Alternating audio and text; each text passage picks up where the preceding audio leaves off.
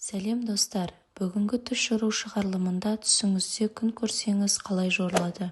Ең алдымен каналыма тіркеліп, жаңа видеоларды жіберіп алмау үшін қоңыраушаны басуды ұмытпаңыздар.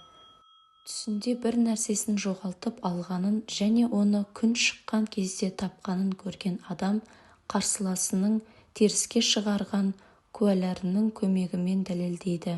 Түсіңізде күннен от шығып, айналаны өртеп жіберсе, билеуші өз айналасындағылардан біреуді өлтіреді.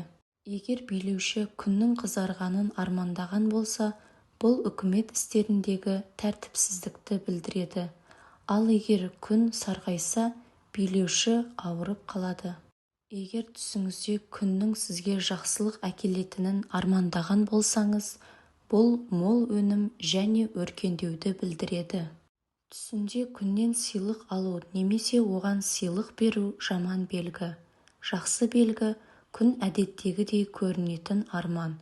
Түсіңізде күннің жылуын сезініп, көлеңкеде жасырынсаңыз, қайғыдан арыласыз. Көлеңкеде суықты сезініп, күнге шығу кедейліктен құтылуды білдіреді. Өйткені суық кедейлік.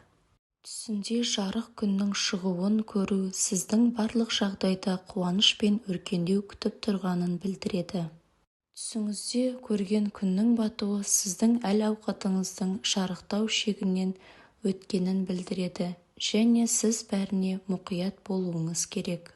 Түсіңізде бұлттардың арасынан жарқыраған күнді көрсеңіз, бұл сіздің алаңдаушылығыңыз бен қиындықтарыңыздың артта қалғанын және сізді сәттілік күтіп тұрғанын білдіреді.